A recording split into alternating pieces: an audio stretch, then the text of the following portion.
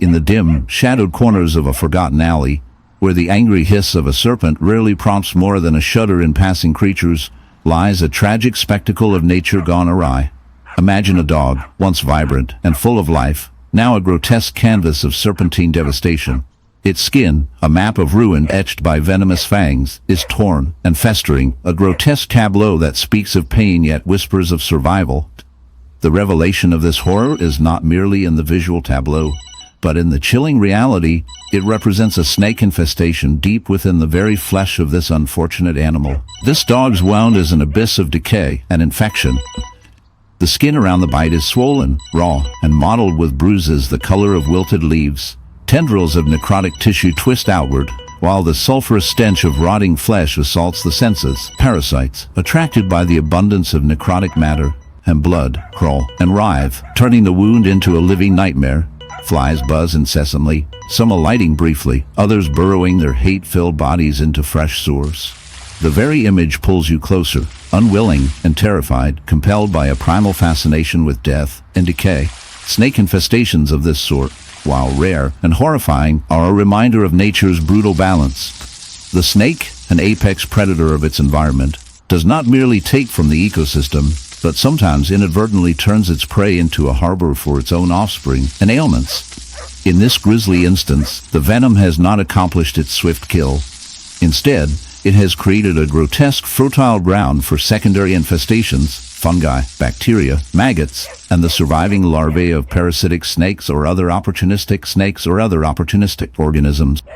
In the bleak twilight of a neglected alleyway, amidst the forgotten scraps of urban decay, lies a horrific testament to nature's merciless and indifferent cycles. A dog, once vibrant and spirited, now a grim tableau of serpentine invasion. This is no tale of simple injury, but of biological conquest, an unholy marriage between canine flesh and the sinister serpents that have claimed it as a breeding ground.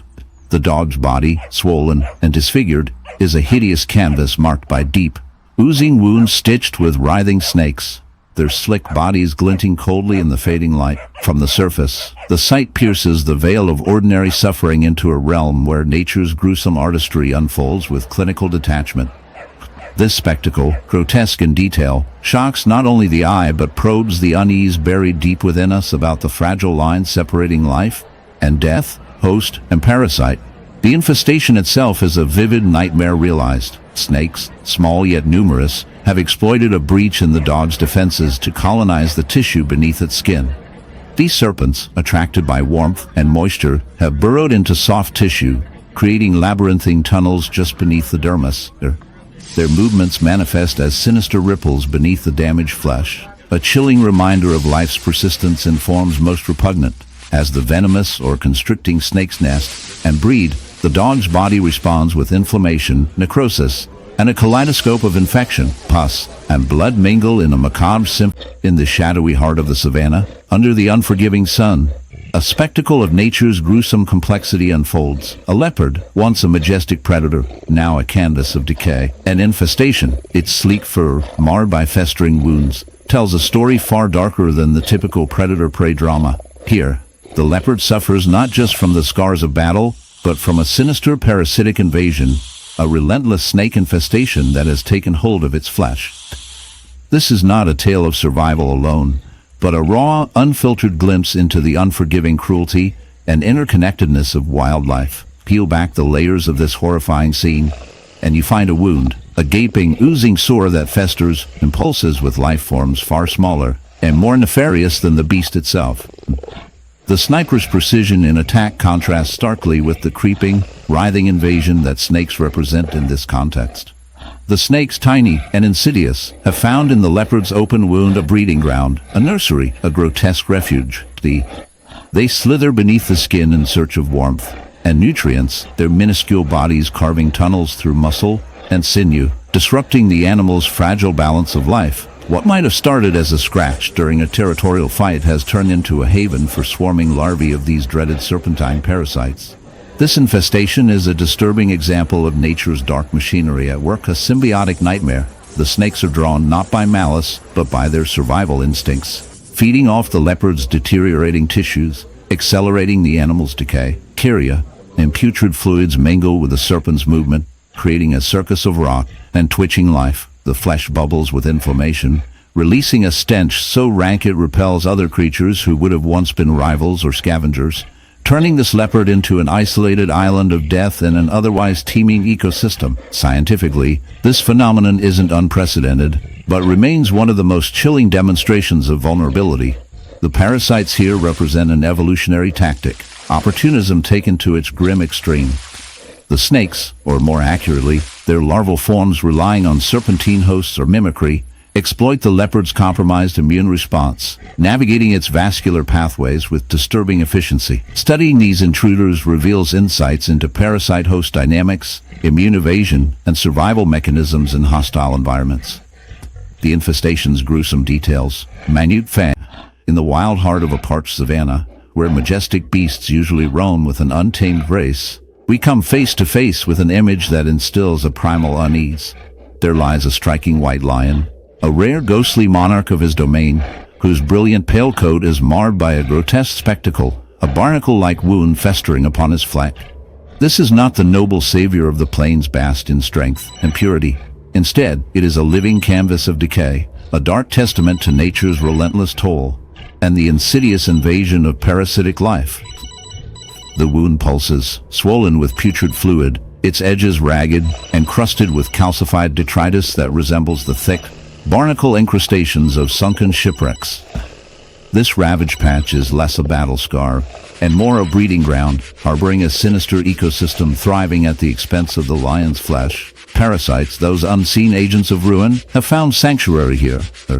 Their life cycle, both elegant and horrifying in its simplicity, unfolds within this tender carnage. Microscopic larvae burrow deep beneath the skin, laying their eggs in moist crevices while feasting on the lion's vital tissues. Mites and small crustacean-like parasites cling greedily to the margins of the wound, their bodies armored and spiny, anchoring themselves to avoid dislodgement. As the white lion's immune system mounts its desperate defense, the parasites respond with a cocktail of enzymes and toxins, designed to manipulate the host's healing processes, creating an environment more suited to their breeding than to recovery. This arms race between predator and parasite is brutal and chilling, an unending war waged beneath the dignified exterior of the king of beasts. The infestation is not simply skin deep. It infiltrates the lion's entire existence. Flies are drawn in thick clouds, laying their own eggs beside the festering lesion. Maggots hatch and feast with clinical precision, cleansing necrotic tissue, but also hastening the destruction of living flesh. This macabre cycle blurs the line between illness and ecosystem. The lion limps, weakened, and visibly bearing the mark of this parasitic occupation, doubtlessly aware of the itch and pain, but powerless against the sheer numerical force of these invaders. In the heart of an unforgiving wilderness, where life and death play their eternal game behind every tangled bush and gnarled tree, exists a creature both majestic and tragic, the black lion. This beast, cloaked in a shadowy, sleek mane that absorbs the faintest glimmer of sunlight, commands awe and fear. Yet beneath this formidable exterior lies a grotesque torment, a dark tableau of nature's harsh and unsparing realities, marked by a horrific wound eaten away by parasites. This lion is a living testament to the fine line between power and vulnerability, beauty and decay. The raw, festering lesions on its flank invite a deep, visceral discomfort, an unsettling window into the endless battle waged beneath the surface of survival. The wound itself is a ghastly spectacle, a crater of raw flesh, swollen, reddened, and oozing a thick, malodorous discharge. In this wounded territory, armies of parasites nestle and thrive, blood-sucking ticks, maggots burrowing into tissue, and microscopic mites that crawl like shadows beneath the skin. Each parasite contributes to the carnage in its own malevolent way, their collective presence turning what might have been a natural healing process into a festering blot on the lion's body. The relentless irritation drives the lion to constant scratching and biting, aggravating the injury further. The parasites feast on its blood and bodily fluids, breaking down skin barriers and opening gateways for opportunistic bacteria, turning the wound into a slow-motion battlefield of infection. Parasite infestation in wild animals like this black lion is a brutal yet fascinating natural phenomenon. Parasites, from tiny protozoans invisible to the naked eye, to larger ectoparasites like ticks and fleas, exploit their hosts for sustenance and shelter. Their life cycle is often intricately tied to their victim's biology.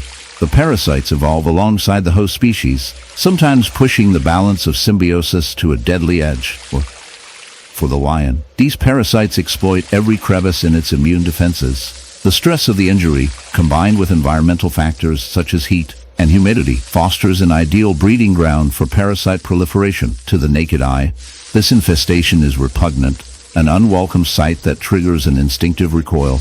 But from a scientific perspective, it unfolds as a complex interdependence. In the shadowy embrace of the Himalayas, a majestic yet tormented snow leopard prowls its native terrain, embodying both beauty and horror. This magnificent creature, with its striking gray coat and piercing blue eyes, draws the viewer in, only to reveal a grotesque secret lurking beneath its furry surface.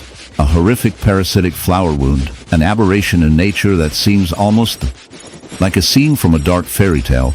This bizarre wound, the result of a parasitic plant's relentless grip, gnaws at flesh and fur alike, leaving behind a grotesque spectacle of decay that is nothing short of chilling. The flower, with its alien-like appendages, inserts itself deep into the leopard's skin, feeding off the host's life force as it sprawls like a sinister web, both a thief and a destroyer. Watching the snow leopard navigate through its world, one can't help but wonder, how does such a creature endure this tainted existence? Yet, as we delve deep